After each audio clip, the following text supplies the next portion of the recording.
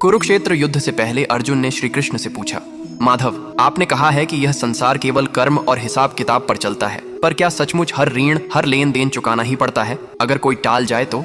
कृष्ण मुस्कुराए और बोले, पार्थ, ऋण कभी व्यर्थ नहीं जाता। यदि इस जन्म में चुकाया नहीं गया तो अगले जन्म में अवश्य चुकाना पड़ता है। इसका रहस्य समझाने के लिए मैं तुम्हें एक सेठ जी के बारे में बताता हूँ।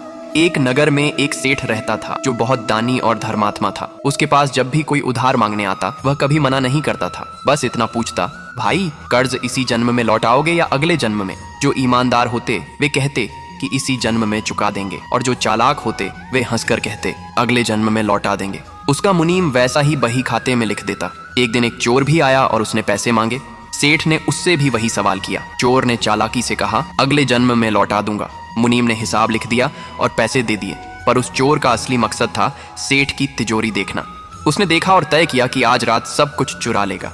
रात को चोर सेठ के घर आ पहुंचा और तबेले में जाकर छिप गया। वहां उसने अद्भुत दृश्य देखा। कुछ गायें आपस में बातें कर रही थीं और आश्चर्य यह कि चोर उनकी भाषा समझ पा रहा था। एक गाय दूसरी से कह रही थी, बहन, मैं तो पिछले जन्म में सेठ से उधार लेकर आई थी, अब दूध देकर उसका कर्ज चुका रही हूँ।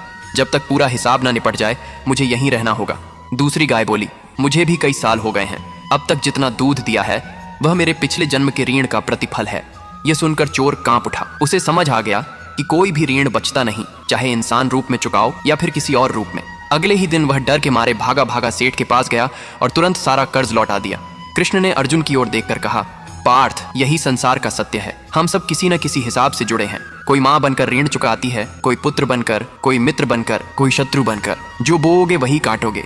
इसलिए ऋण और कर्म का हिसाब शुद्ध रखो ताकि जन्म जन्मांतर तक तुम्हें उसका बोझ न उठाना पड़े। राधे राधे।